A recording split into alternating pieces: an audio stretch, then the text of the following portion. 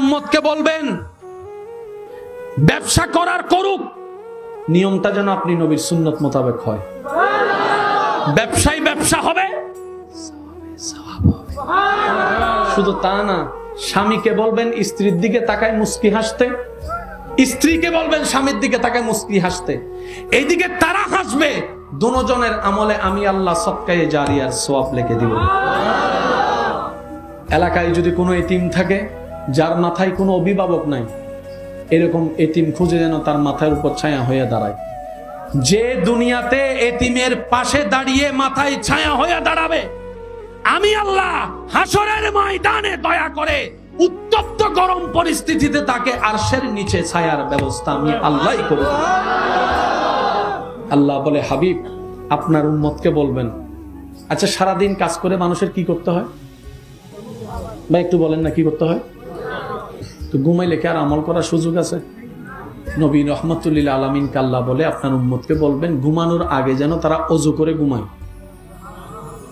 না সুবহানাল্লাহ, ঘরে যাইয়া বললেন না না, আর একটু আস্তে করে বলেন তো সুবহান।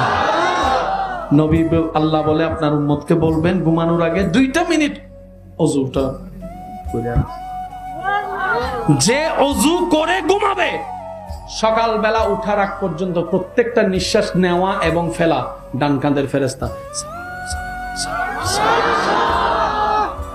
জান্নাত পাওয়া কঠিন হচ্ছে না সহজ? আমি শুনি নাই, আরো জোরে সবাই মিলে বলেন, জান্নাত পাওয়া কি কঠিন হচ্ছে না সহজ? আচ্ছা, আপনারা যখন নামাজ পড়েন কাঁধটা যখন ঝুলাই দেন, গুনাহ থাকে কোন কাঁধে? জোরে কয় না, গুনাহ থাকে কোন কাঁধে? কোন বান্দার নামাজ যখন আল্লাহর পছন্দ হয় তখন আল্লাহ কি করে জানেন? আল্লাহ পাক বলে যে ফেরেশতা তার এটা খালি কর, এটা বাইর করে ফেলে গুনার বোঝা সব। নামাজ শেষ করার পরে যখন দাঁড়াই তখন ফেরেশতা বলে যে আল্লাহ দিয়ে দিই, না আমি নিছি আবার দিব। আচ্ছা, সবাই সুন্দর হতে চায় না? সুন্দর হওয়ার জন্য কত কিছু, কথা কয় না, কথা কয় না, কথা কয় না। সর্বোচ্চ 1 লাখ 1.5 লাখ 2 লাখ টাকা দিয়ে সাজার পরও 2-3 ঘন্টা পরে দেখবেন যে সেই সাজার। আপনার এলাকায় কিছু মুরব্বী আছে দেখবেন জীবনে কোনোদিন কিচ্ছু ব্যবহার করে না, কিন্তু চেহারাটা দেখলেই নুরানি নুরানি লাগে, সুন্দর লাগে, মায়া লাগে, সম্মান লাগে। এমন মুরব্বী যারা দেখেছেন তারা আওয়াজ দিয়ে বলেন ঠিক কিনা। এবার নাতি যাইয়া দাদারে জিজ্ঞেস করে, দাদা তুমি এত বিউটিফুল কেন? তোমার চেহারা দেখলে তো মায়া লাগে, ব্যাপারটা কি? আমিও সুন্দর হতে চাই তোমার মতো। দাদা কয়, এই সুন্দর ফেয়ার আর লাভলি দিয়ে ফাটতি না, মেকআপ দিয়েও ফাটতি না, বৈশ্যা মাইয়েও ফাটতি না, আটা ময়দা তো কিভাবে হব? দাদা বলে একটা কাজ করো, হাজার ব্যস্ততার ভিতরে রবকে সময় দেওয়ার জন্য সময় বের করো, টাইমে টাইমে ওযু করো। যতবার তোমার পানিটা ওযুর পানি মুখে যাবে, মুখের কোষে কোষে কোষে কোষে একটু খেয়াল করবেন, প্রত্যেকটা মানুষের হাতে যেরকম পশম আছে মুখের মধ্যেও পশম আছে। হাতের পশম সরাসরি দেখা যায়, মুখের পশম সবার সরাসরি দেখা যায় না। ওই পানিটা যখন লাগে, পানির কোষে কোষে কোষে কোষে যখন পানি যায়, কোষগুলো তখন সতেজ হয়ে যায়। ওই সতেজ হওয়ার কারণে ব্রাইটনেসটা বাড়ে। এটা হচ্ছে বিজ্ঞানের থিওরি। আর এদিকে তো নবীর হাদিস অনুযায়ী ওযুর পানি মুখে লাগার সাথে সাথে ওই গুনাহের কালি দাগগুলা তো অদৃশ্যভাবে জ্বরে যাচ্ছে, চেহারায় নূরানি ভাব চলে আসবে। বলেন সুবহান। সেজন্য বলি, যাদের সুন্দর হওয়ার ইচ্ছা তারা ওযু বানায়। কথাটা বুঝেন? যাদের সুন্দর হওয়ার ইচ্ছা তারা কি বানায়? ওযু বানায়। যাদের শান্তি পাওয়ার ইচ্ছা তারা নামাজে সিজদায় পড়েন। একটা কথা বলি, শেষ ভালো যার সব ভালো তার। আমরা সবাই সারা জীবন নামাজ না পড়লে আল্লাহর কোনো লস, আর আমরা নামাজ পড়লেও আল্লাহর কোনো লাভ। আমরা পড়লেই আমাদের লাভ। একদিনে কি 5 ওয়াক্ত ধরা যায়? সম্ভব না। যারা সাপ্তাহিক নামাজি আছেন, আপনাদের কাছে আমার একটা আবদার, অন্তত প্রত্যেকদিন আসরের নামাজের সাথে বন্ধুত্ব করেন। আমি আপনার থেকে 1 ওয়াক্ত চাচ্ছি। কয় ওয়াক্ত? তো অনেকে বলবেন আল্লাহ বলছে 5 ওয়াক্তের কথা, বাড়ি হুজুর বলছে 1 ওয়াক্তের কথা। আমি বলবো ভাই, আমি হয়তো আপনাকে বুঝাতে ব্যর্থ হয়েছি। বলা একটা জিনিস, কাজ আদায় করে নেওয়া বলা শোনানো এক জিনিস, কাজ আদায় করে নেওয়া কোনটা উত্তম? শুনাই দিলাম এটা ভালো নাকি কাজ আদায় করা? অনেক শিক্ষক দেখবেন হোমওয়ার্ক দিয়ে দেয়, ডাব্লিউ কি একটা দিয়ে দেয়, আরেকজন শিক্ষকের সামনে বসাইয়া।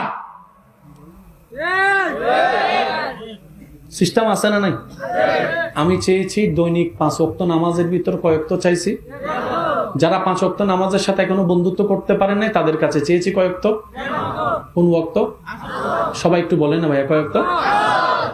আমি আপনার থেকে ফজর চাই নাই। কেন জানেন? 1 দিন 2 দিন 3 দিন পড়বেন, চতুর্থ দিনে আপনার উঠতে ইচ্ছা করবে না, ফজর গ্যাপ যাবে। এখানে অনেক মানুষ আছে ফজর পড়তে না পারলে যোহর আসর আর পড়ে না, সবসময় চিন্তা করে ফজর থেকে শুরু করব। একটা কথা মনে রাখবেন, যেটাই পাবেন ওখান থেকে শুরু করেন, তাহলে আপনার মিস হবে না। সুবহানাল্লাহ বলবেন না? ভাই কোন ওয়াক্ত চেয়েছি? তাহলে ফজরে ঘুম থেকে উঠার টেনশন, যোহরের নামাজ একটু রাখার বেশি, এটাও চাইনি।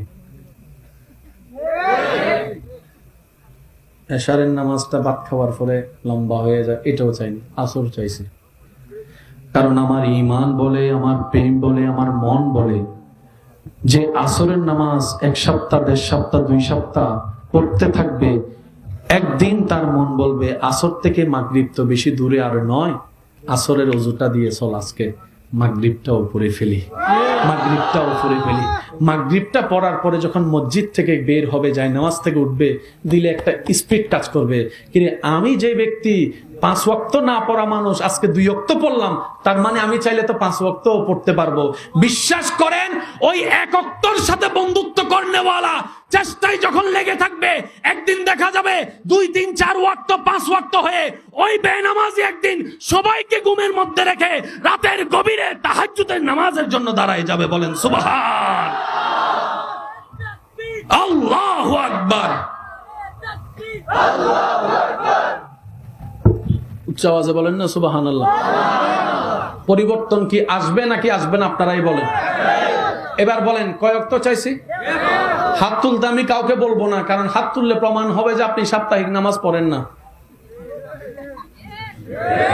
কাউকে ইজ্জতে আঘাত দিলে গুনাহ কবিরা হয়।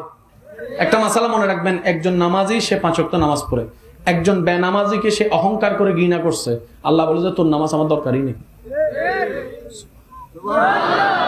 আমার বান্দাকে তুই ঘৃণা করতে পারবি না, উপদেশ দিতে পারবি। একটু বুঝেন কথা, উপদেশ দিতে পারবা, চল আয় একসাথে নামাজ পড়ি। তুই তো বেনামাজি, তুই তো জাহান্নামী। রব বলে যে এখনো কিয়ামত হয় নাই, তুই কেডা রে জাহান্নামী বলার? জাহান্নাম দিব না জান্নাত দিব এটা তো আমার কাজ, তোরে দিছে কে? সেজন্য মনে রাখবেন, জান্নাত পাওয়া সহজ। কেন বললাম? এখন থেকে দোয়া করবেন, আল্লাহ অমুককে জান্নাত দাও, অমুককে জান্নাত দাও, আমার ছাসারে জান্নাত দাও, আমার জেডারে জান্নাত দাও, ওই আমার মার জায়গা খাইছে যে আমার মামা, তারও জান্নাত দাও। আমার জেডা যেটা আমার বাপ মারা যাওয়ার পর আমাদেরকে বের করে দিছে, আল্লাহ তারও জান্নাত দাও। আমার বড় ভাইরে জান্নাত দাও, আমার ছোট ভাইরে জান্নাত দাও, ওই তারও জান্নাত দাও, আমার দুশমনরাও জান্নাত দাও। আল্লাহ পাক আপনার সেই দোয়া কবুল করে আপনারে জান্নাত দিয়ে দিবে। কিভাবে বুঝাই আপনাদেরকে? সারা জীবন শুনেছেন, জ্ঞান বিতরণ করলে জ্ঞান কমে, জ্ঞান বিতরণ করলে জ্ঞান, জোরে বলেন, জ্ঞান বিতরণ করলে জ্ঞান। আপনি যদি যান, আপনি যদি চান আপনার সুখ বাড়ুক, আপনি সুখ দিতে থাকেন, শান্তি দিতে থাকেন, বাড়বে আপনার। সেজন্য মনে রাখবেন, দানে কখনো ধন। আচ্ছা, এই মাহফিলটা যে কমিটির ভাইরা করছে, আশেপাশে প্রকাশ্যে গোপনে অনেকে সাহায্য করছে না? বলেন না ভাইয়া? এই এলাকার অনেকেই আসতে পারে নাই, কিন্তু অনেক দূর থেকে এখানে মানুষ আসছে, এমনও আছে। এই অঙ্কটা একটু মিলাইয়েন। ইসলাম যে কত চমৎকার, কিভাবে বুঝাই আপনাদেরকে। কান্না করলে, হাসলে, হাসলে সদকায়ে জারিয়ার সওয়াব, কান্না করলে গুনাহ মাফ। ইসলামে কান্না করলেও লাভ, এত সহজ। ইন্নাদ-দীনা ইনদাল্লাহিল। আমার জানা মতে, দেখে আমার মতো গুনাহগার কে কে আছেন একটু হাত তুলুন, মন থেকে, মন থেকে হাত তুলেন। সে জান্নাতি কেডা আছে একটু হাত করে বাইর করুন তো। এই অঙ্কটা আমাকে বুঝতে হবে। সবসময় নিজেকে ছোট বানায় রাখবেন। আপনার আল্লাহ আপনাকে বড় করবে, যতটুক দরকার ততটুক বড় করবে। অন্যের দোষ গোপন রাখবেন, আল্লাহ আপনার দোষ গোপন রাখবে। অন্যের জীবনে হাসি ফুটাবেন, আল্লাহ আপনার জীবনে হাসি ফুটাবে।